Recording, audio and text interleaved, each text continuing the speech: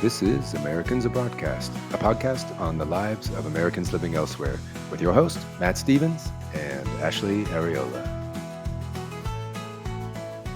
Hey, Ashley. Hello, and welcome everyone to episode 5 of our Americans Abroadcast podcast.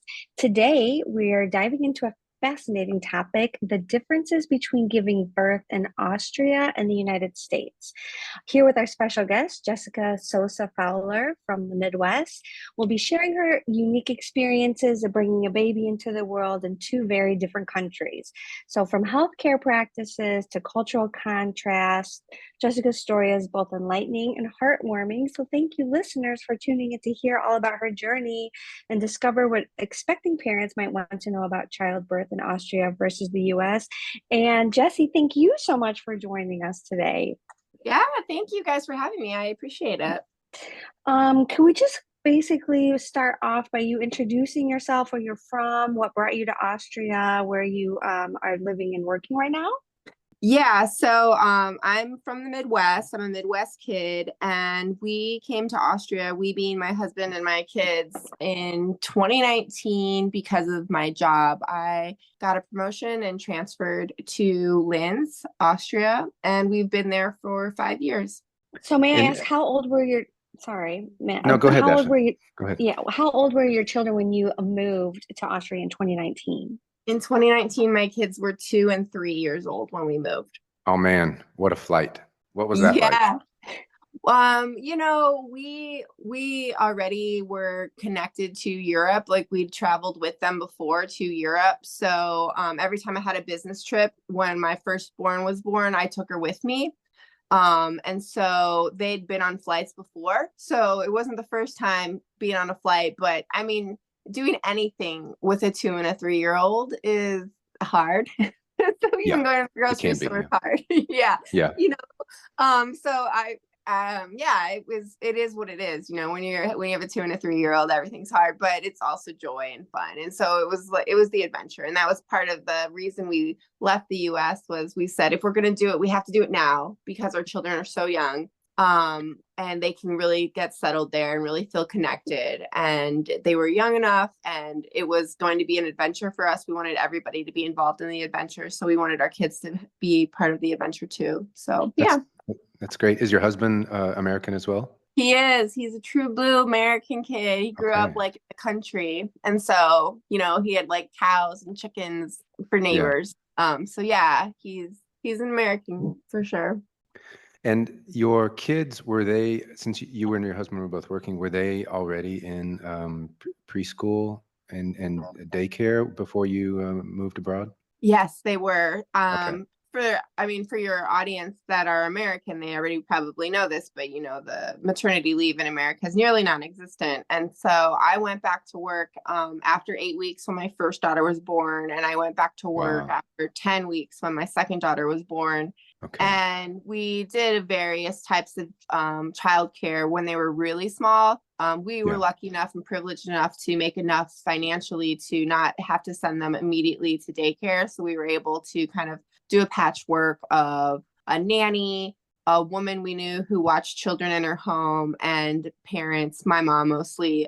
So we did like a patchwork of that until the kids were about like 10 months old, and then we put them into daycare. And that was expensive, and it was frustrating, mostly because everywhere we had to go, we always had to be in a car. We always had to drive from our home to a car, with a car to a care facility, then go to work. So it was always driving. There was a lot of driving. And when we moved to Austria, that immediately stopped, because we moved to a place where everything we could reach by foot from our home. And my husband bought a bicycle that some people might know them, are the bicycles that have like the bucket in the front where the children sit in them. Yep. I think they're called cargo bikes. And so we immediately, that fell out of our life, is the car seat and the car and the screaming kid tied in the back while you're trying to get somewhere. That immediately, and it just was like laughter and joking and like, look at that bird, and here, have some bread, so it was an immediate like release of pressure. That was one thing that we noticed like instantly when we moved to Europe.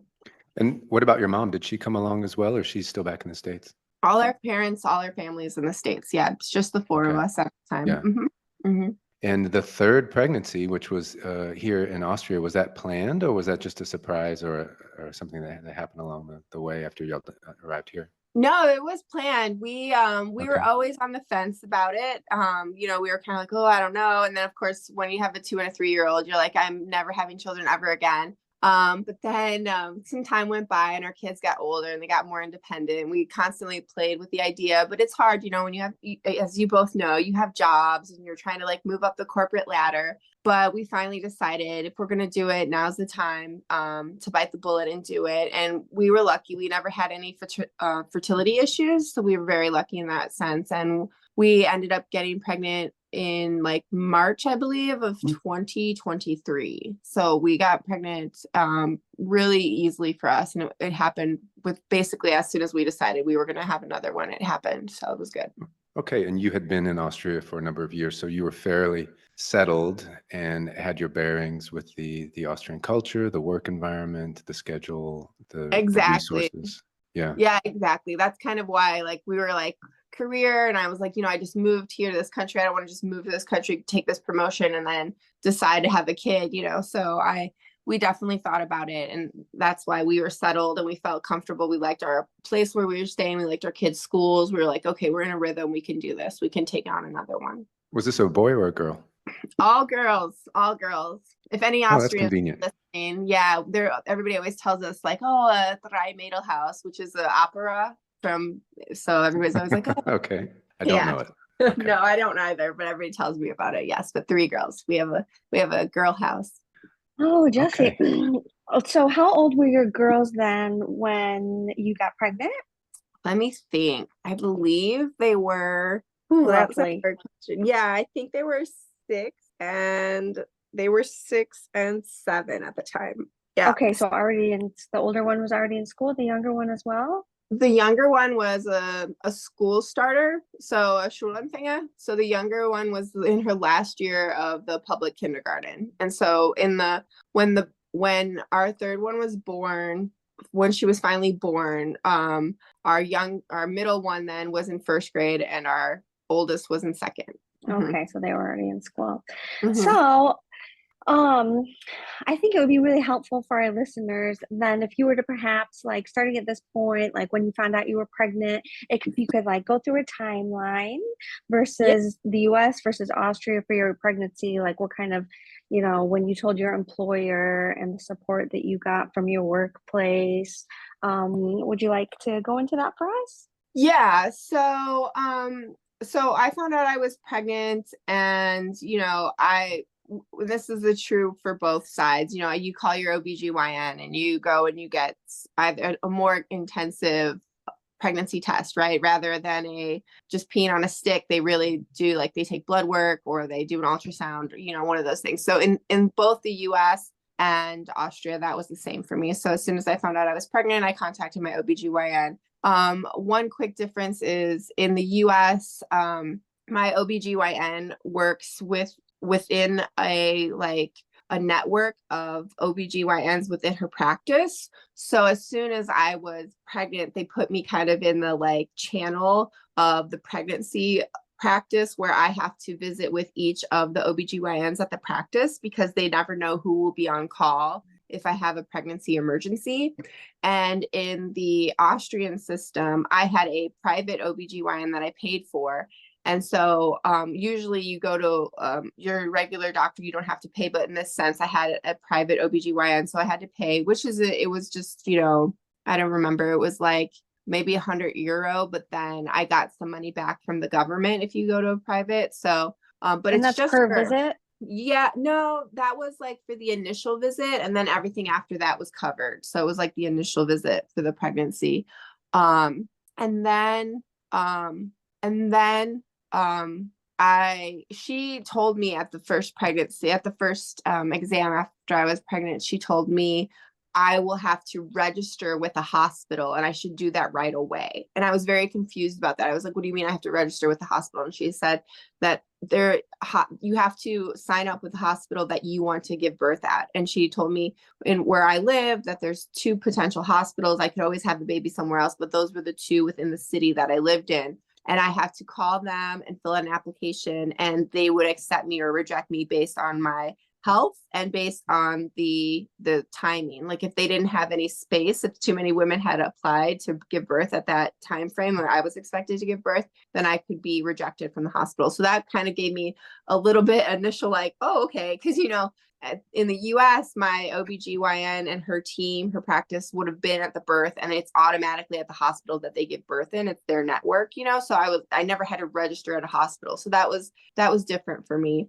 And I never could have thought that I could have been rejected from a hospital, but it really wasn't that big of a deal. I went to the hospital's website, I clicked on the birth center page, I filled out the forms, it submitted it automatically, and within 24 hours, I got confirmation that I was accepted. So it sounded really scary, but in the end, it was really just going online and filling out the information, and it was accepted. I didn't have any issues with it. So that was like the first thing that was like, oh, okay, that's different, And do you happen to recall when you were there actually giving birth, were there other women giving birth at the same time, or was the maternity ward basically empty? No, there were women giving birth all day, every day, and you could hear them. You could hear them. So yeah, they were there. Yeah. And actually, this was the first time. This with the third one, we kind of felt like we were at like a birthing center. Like it was like they were happening all the time, and we're like, oh, we're like at a birthing center. Like this is like a place where people give birth. It wasn't. You could hear them, you could see them. Not like see them giving birth, but you could see pregnant women walking up and down the halls. And I remembered when I was in the US, when I was like ready to go into labor, I was given a room, and I was like in this room for almost the entire labor. Like I could, of course, go into the hallway if I needed something, but the room was big enough. It had like a sofa, it had a bed, it had a bathroom attached, and everything was in this room. And I never left it for the entire labor and delivery, so until the baby was born. And then I stayed there for like maybe an hour, and then they moved me to the postpartum rooms. But that was the difference too, is like in this hospital, maybe I should preface this story by saying all 3 of my children were induced. So I never went into natural labor. I also never had a C-section. So just for any listener, I just never naturally went into labor. They were all 3 induced. So it was very much like you get a calendar date and you go on that day. So that's the difference. But yeah, it was one of those things where here, when I walked in, it was clear that I wasn't going to just be given like a room and stayed in that one room. They were like, okay, here's, so it was different for sure. And so going back a little bit, like before the actual labor and what it looked like in the room, like the entire process of like being prepared for the birth. I mean, did you feel like, okay, this is my 3rd baby, I know what I'm doing, I know everything, so I don't have to ask questions? It's funny. It's a great question. And I think it's a little bit of a mixed bag always, because I was in a foreign country. And so the part of me that was like, this is my body, this is what my body's doing. Because I remember the first time I was pregnant, I felt like I was a science project. I was like, what is going on? Like everything's like moving and out of place, and everything's growing, and it's weird.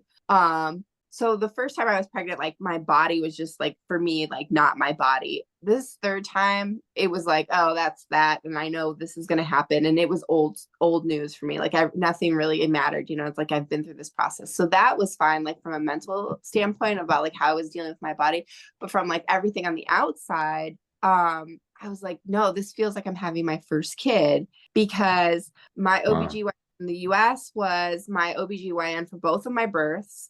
We had a very close relationship. She'd been my OBGYN for a long time, since before I had children.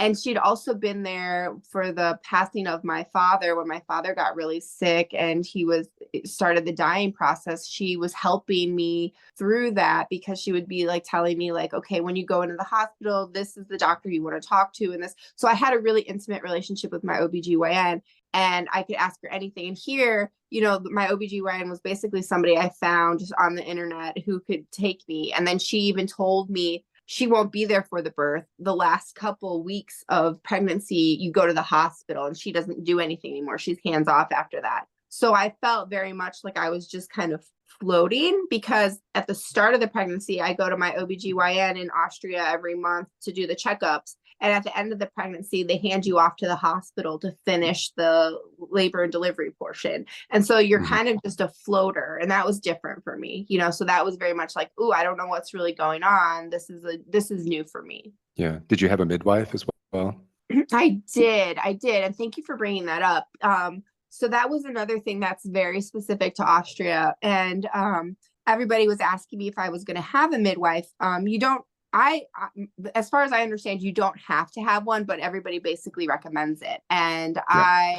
I was kind of on the fence. I was like, oh, I don't know. You know, it's my third kid. I don't really need a midwife. I know what goes on. Like, this is kind of, for me, I was like, I don't really need somebody there to tell me, like, you know, to think of my chakras or something. You know, I was like, I know how it, you know. Okay.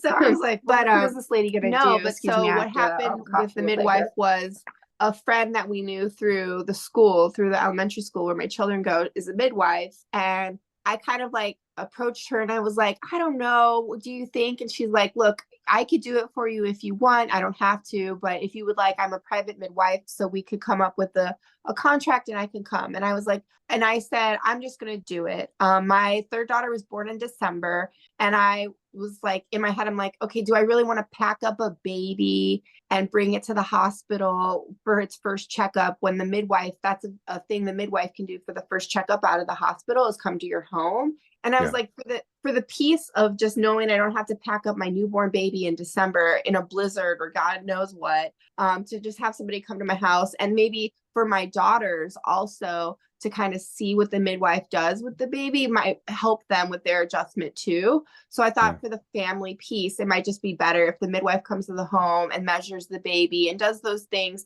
and my daughters can see it and they can be like, oh, okay, you know. And so I did go ahead and get a midwife, and it was really the best decision ever. I talked to Ashley about this. We're kind of jumping, but really the midwife was an incredible experience, because after you give birth, in the US for me, it was traumatic because the doctor only, even if your doctor and I had a great relationship with my OBGYN, but the doctor only knows about your physical body. So she's asking you, how's your bleeding? How's your pain? You know, and the pediatrician is looking at the child. It is like, how's the child? What's the weight? What's the belly ribbon? All those things, you know, and they're nobody's like looking at these two beings, this baby and this person were formerly one person. They were one thing.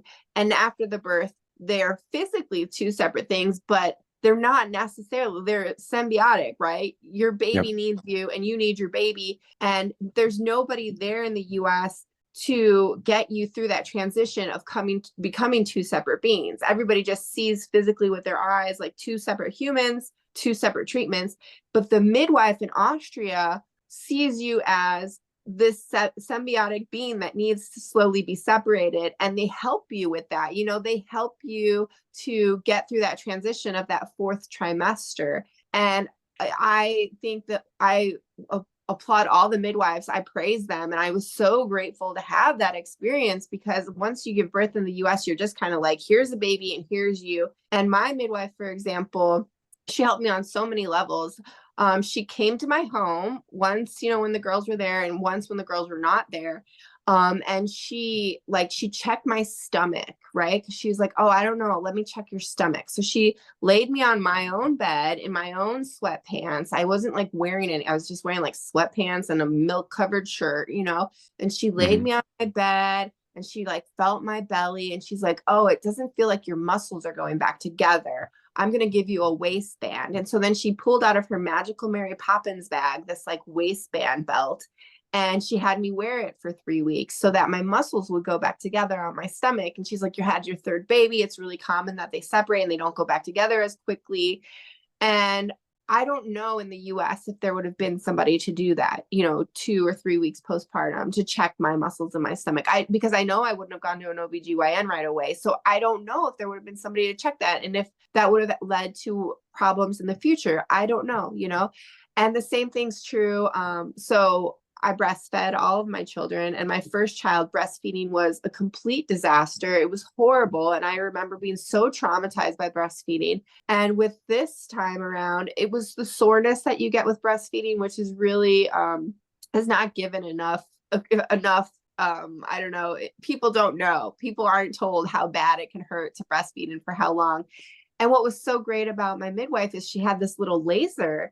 And again, at my house, she comes and she like lasers my nipples because they're so sore, and immediately they start to feel better.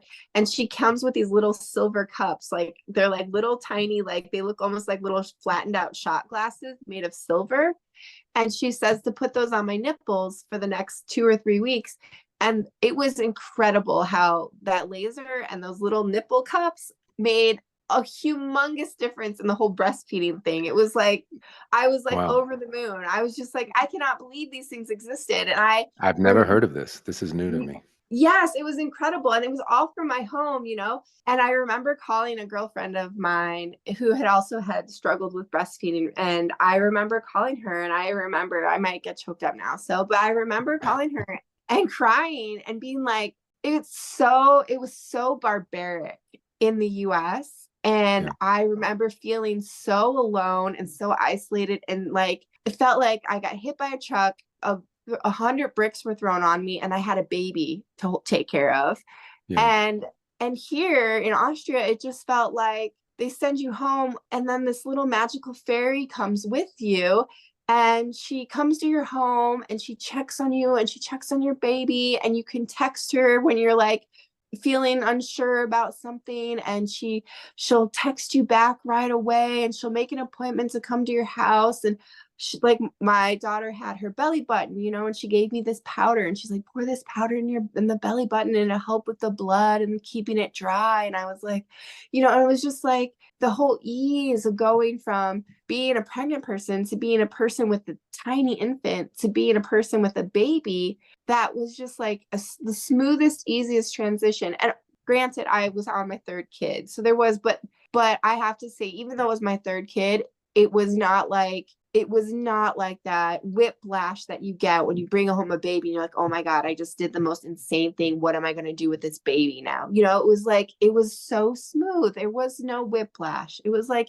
and I believe truly it's made the entire experience of having a baby this time around just so much more joyful, because I didn't ever have that part where I was like, oh my God, you know, like it was like, I had the moments where I could ease into it. So praise to all midwives is what I have to say. God bless them. It was extraordinarily helpful for us as well to have a midwife in our house. Even though I think we didn't really contact her as often as maybe we should have, it was nice to know that she would be right there. She's right here in our area and could show up really at the drop of a hat if necessary, or even just text us, you know? Totally. 100%. Can I ask how much maternity leave was available to you for the third pregnancy, and how much did you end up actually taking? Yeah, so I'm fully employed as a Austrian employee with no, like, I don't have any type of special contract because of an international position. So I get the Austrian benefits, which, you know, I think probably maybe Norway or Sweden has better, but I don't know. So I get the 12 months of maternity leave plus the 2 months before and the 2 months after birth, which are considered like protection months. So in total, what's 12 plus 4, I guess 16 or something. Yeah. I'm a lawyer, so I don't do math. Yeah, so I get the whole 16. So I started my maternity leave 2 months before the baby was born, which I thought I would hate, but honestly, I was really fine with it at the end of the day. And then 2 months after, you're protected, and then I get a year. So, and I'm that's still what on you did? leave. Yeah, I'm still still on it. Okay. Yeah. Okay, good for you. Great. And what a difference, right? Oh my gosh, totally. I mean, my baby is 7 months now, and I'm kind of like, all right, I'm getting a little baby brain. I could be doing something. But at the same time, I say that knowing that I'm currently spending, 10 weeks in the US hanging out at my mom's house with my kids on summer break, and I'm not doing anything, so. Yeah. Now, as a lawyer, though, you're an employee for a company, but in Austria, if you were practicing in your own law firm, the maternity leave terms would be radically different. Is that not right? I think it depends on if you're like self-employed or if you're working at a law firm. Because if you're working at a law firm, then you're working for like a company. So it would be very similar. But if you're self-employed, then your situation does get a little bit different, because you do have to pay into the insurance yourself. But you still get the benefits, like you still get all the benefits of, your salary. You get paid maternity leave as long as you're paid into your benefits. It just depends on how much you've been reporting to taxes and all of that. But yeah. I mean, it is different, but you still get, as long as you're paid into insurance, you still get maternity leave if you're self-employed. It's just a little different. Okay. And when you were actually, go ahead, Ashley. Yeah, that's important to start highlighting the cost and kind of what the different kind of costs are in Austria and what the possibilities are. So like initially when you get pregnant, I mean, you have to kind of ask yourself, okay, you can be publicly insured through the like universal health care, which I was, which I believe you were, Jessie, as well, but you opted in to get a private OBGYN and a private midwife, but you were still within the universal healthcare system that they have here, correct? Correct. You could basically, my base is always the universal government healthcare, but whenever you want to, you can go and select a private. And then what happens then is, like, for other things, like for example, like if you go to a dermatologist or something, that's a similar thing. Like you go and you pay for that dermatologist, but if that dermatologist says you need to go to the hospital for something, then the hospital goes, if it's, as long as it's not a private hospital, then you are back in the state system. And that's how it was like with the OBGYN, is I paid for my private, but then it was covered by the government, the birth. So yeah. And why did you opt to go to a private OBGYN as opposed to? It wasn't really, it was just a matter of me not wanting to, because you have to call around and you have to find someone who's on the state system. And a lot of times they either don't want to take a new patient, or it's just didn't mesh. And I had a recommendation from somebody that this was a good OBGYN, and she was close to my office where I worked. And I figured, okay, well, I only have to go to an OBGYN once a year normally when you're not pregnant. And so I figured if I only have to go once a year, I pay whatever I have to pay once a year. I ride my bike to her office from my work, and it was easy. It was just convenience. Okay, but this was your regular private OBGYN that you've had for roughly 5 years since you arrived in Austria? And then regarding the maternity leave, I think it's also important kind of just to mention for the listeners, in Austria, there are different forms of maternity leave. So it depends on if you're working, if you're not working. I mean, you can take maternity leave you can take it for a year, you can take it for 2 years. If you're not working, if you're not employed by the time of pregnancy, you will get less money from the state. But if you are working, like I was also employed full-time when I got pregnant, and so you can opt out. And I believe it was 80% of my income that then I received during this 16 months.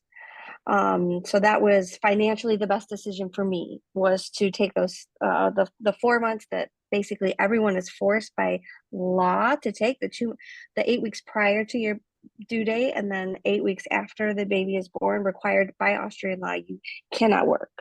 And then if you take those 12 months of maternity leave, if you decide to, if you're employed full time, you say, okay, I'll get 80% of my income. But if I would have opted out for 2 years, then I would have gotten the same amount of money. It would have just been stretched out longer. Right. Each payment would have been less. But you do have that option, and then your employer is still required. It cannot fire you. You have that right as an employee, and this is not dependent upon contracts. This is Austrian labor law.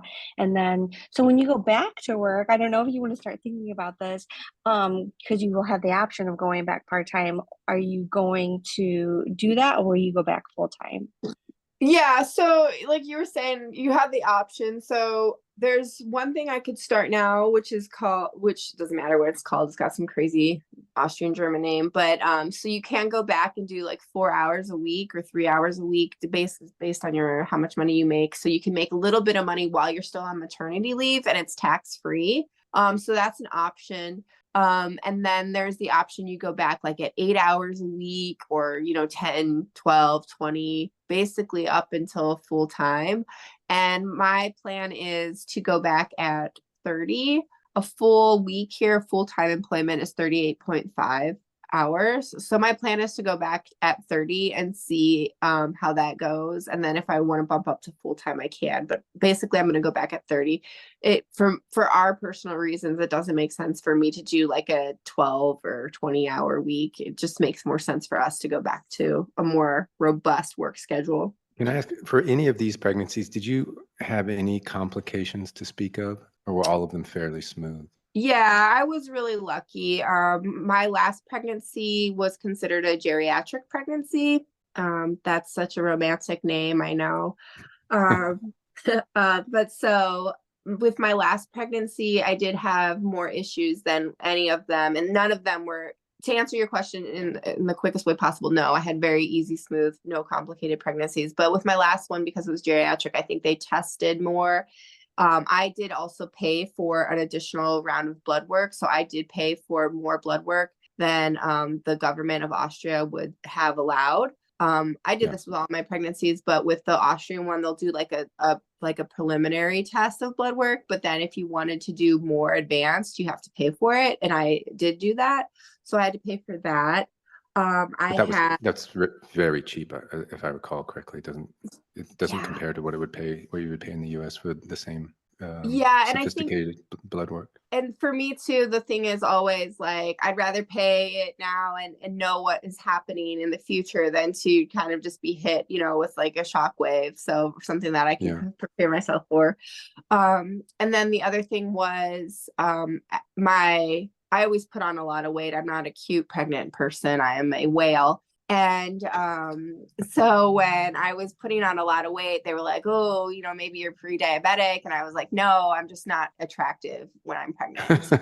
So I was like, so just deal with it. I don't have like, this like glow. It's like more of a cloud. But, and so they tested me because I had a lot of water. And so they were like, oh, maybe you're pre-diabetic, maybe you have an infection. So I had to go a lot more often because I had a lot of water.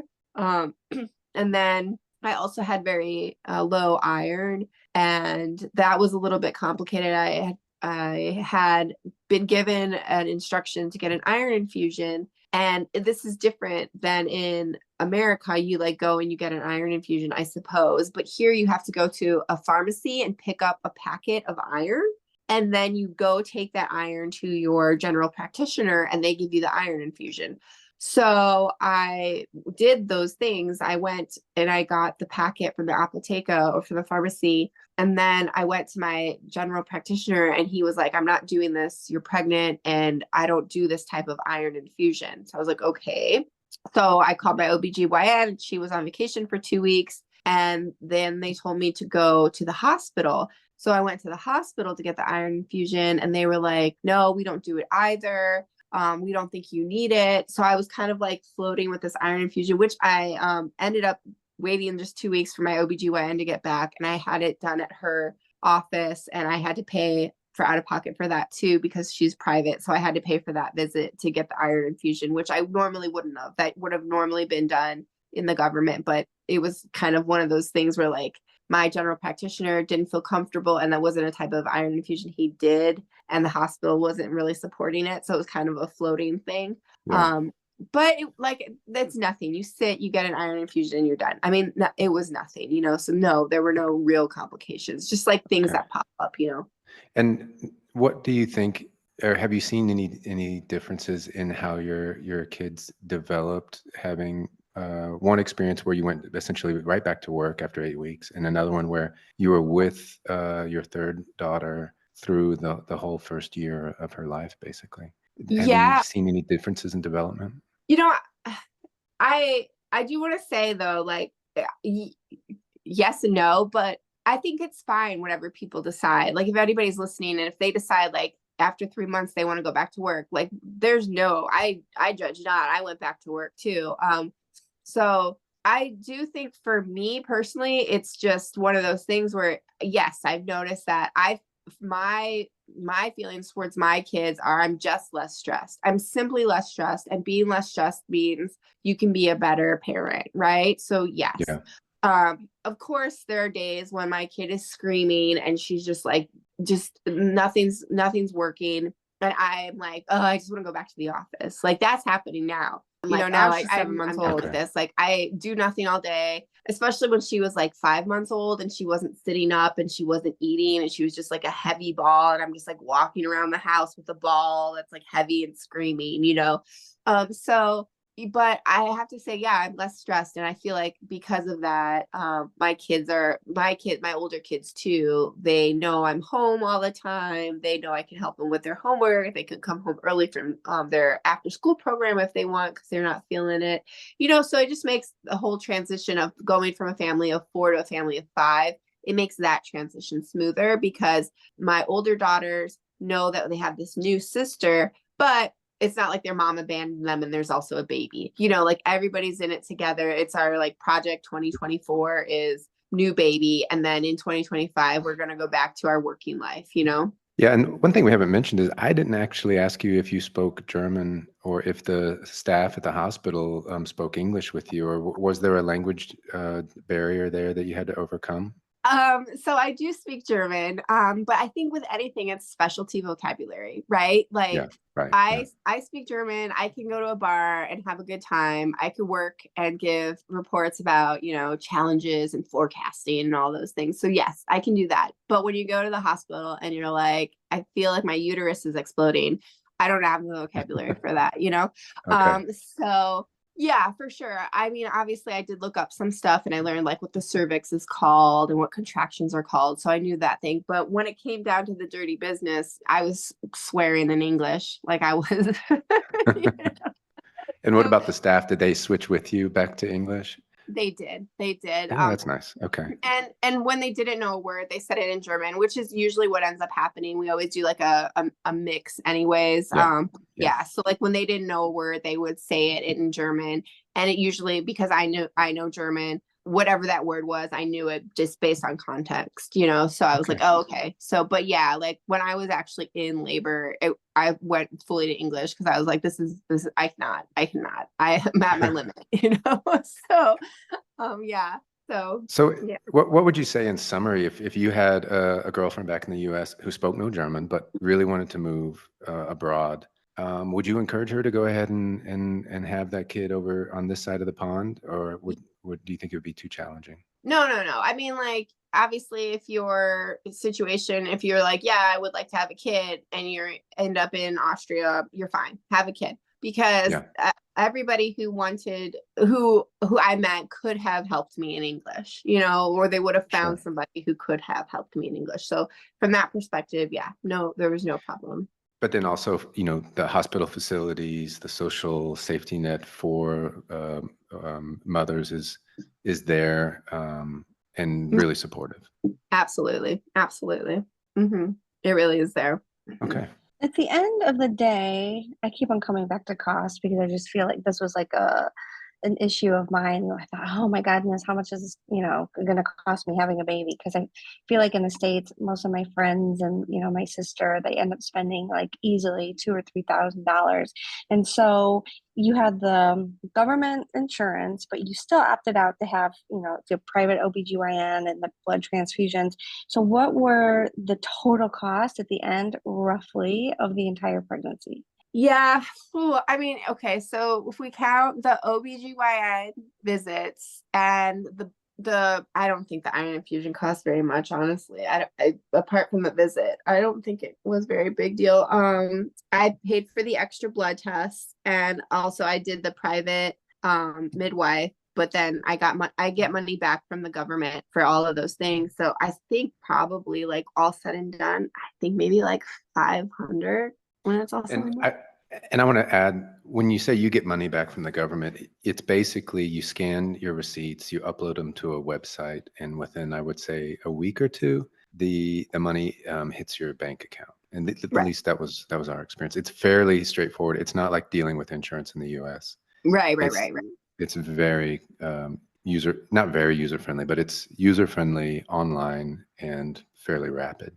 And it's Yeah. actually gotten easier because they have an app now. Yeah. So which has made the process even more straightforward.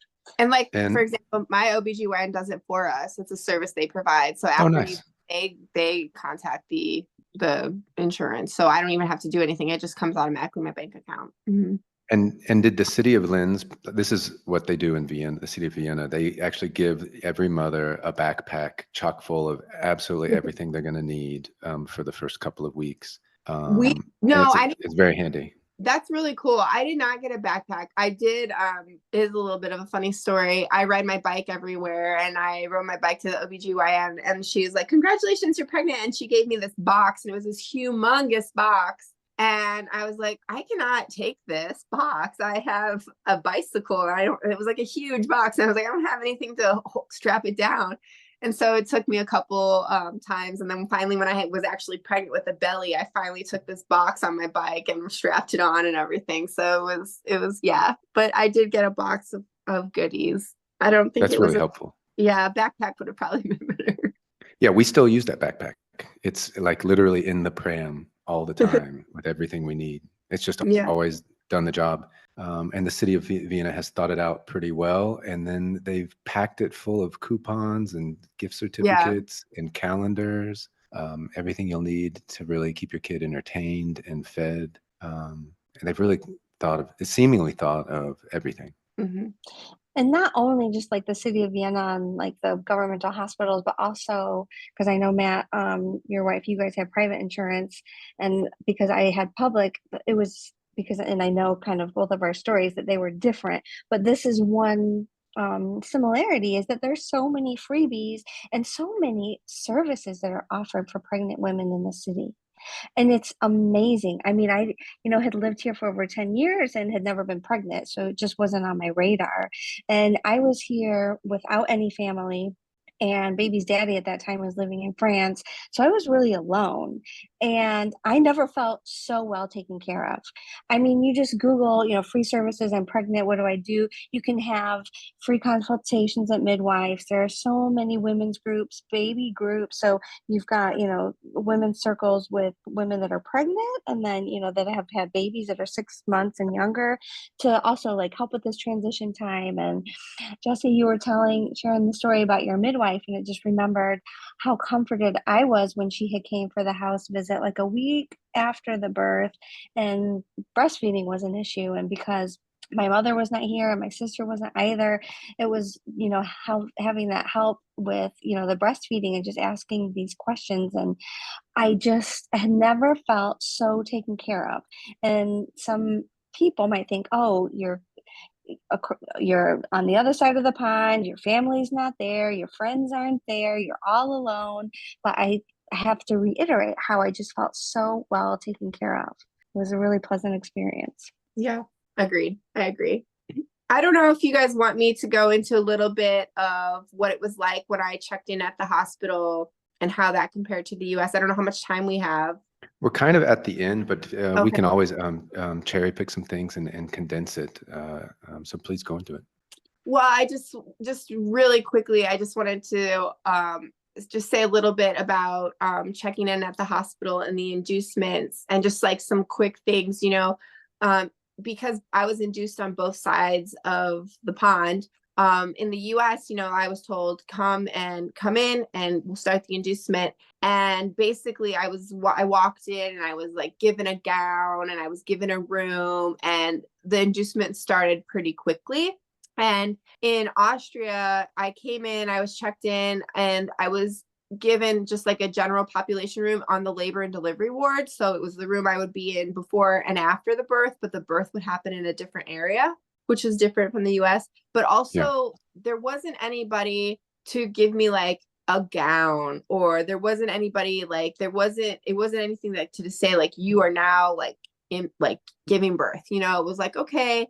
It started much slower. And this is probably something you've both experienced being in Austria. They're much more like, they integrate holistic approaches into their actual medical approaching, like their medical approaching. So it's like, they started with a lot of holistic ways to induce labor. which I had not anticipated. And so instead of like coming in and getting the medicine that induces labor and having a baby like 12 hours later, it was very much come in, then we're going to give you some tea, and we're going to give you acupuncture, and we're going to massage you, and we're going to show you ways to massage yourself. And that went on for several days before they decided to introduce the medicine. And also in that entire time, I was never given like a gown. The gown and all that stuff wasn't given until like the actual physical labor started. And so that was a huge difference that I just thought it would be worth your for your listeners to know, is that you do have to kind of prepare yourself. Like in the US, they're very much heavy on like, let's do the medicine, let's get it done, let's have this baby for whatever reasons, and in this hospital setting, it was a lot different. And I was not prepared for that. This is my third kid. I know how an inducement goes. I've had a third one, but I had to go through like 2.5 days of this holistic approach before I kind of had to put my foot down and say, I want this baby, please give me the medicine, and that was different, but it wasn't necessarily bad. It was just one of those things where I was like, okay, I have to remember I'm in a different place that does it differently. And it was just something I had to adjust to. We did an inducement, and there was a little bit of a holistic approach. We also did a Lamaze class. I don't know if you and your husband did that. But it was definitely a bit of holistic. We didn't really, I don't know that any of the things that we learned in the Lamaze class ended up being particularly useful. Yeah. But, yeah. In fact, we had a C-section at the end of the day. It was a C-section, but the facilities were very nice, and they had a very nice pool. I think that was the most useful thing that they had was after the labor was dragging and nothing was happening. Just being able to relax in a pool was very, very helpful. And then the room itself was almost like a hotel room. There was a separate bed for me, and because of the C-section, we were in there for 5 days. Both of us. Oh, wow. Okay. Yeah, and nurses were there all 5 days, basically waiting on us hand and foot. Since we were new parents, we really didn't know what we were doing, and I had one experience of being up on the rooftop deck of the hospital with my baby in a little like cart. And this old man walks by, and he's probably in his mid-80s. And he looks down at my baby and he says, "Oh, is this your newborn?" I was like, "Yeah, it is." He's like, "This is a great hospital to have a kid in. I was born here." And he was still going to the same hospital 80 plus years later. I should say, this guy is in like a robe and slippers up on the deck getting some sun with his wife. And I thought, okay, I think we picked the right hospital. That's amazing. For 80 years. Yeah. Magical. That's magical. Wonderful. Yeah. What a great story. Well, you've been super informative. And I mean, you've really had a broad range of experiences. Very few people, I think, ever have kids in 2 different countries. But I can see that the idea of going abroad and having a kid would be really intimidating for a lot of future moms. And so it's been really awesome for you to come and share that with us. No, thank you. I appreciate it. I appreciate being able to share my story and help other people, or at least prepare other people for what's out there, what their options are. So thank you for the opportunity. So that wraps up today's episode on the differences between having a baby in Austria versus the US. We hope this conversation gave you some helpful insights into the unique healthcare systems, parental leave policies, and cultural approaches to childbirth in both countries. So whether you're navigating the process or simply curious, it's clear that where you have a baby can really shape the entire experience. So thanks for listening. Next time on Americans Abroadcast, we will continue our focus on medical care differences between Austria and the United States. Going abroad is easier than you think when you do it with Americans Abroadcast.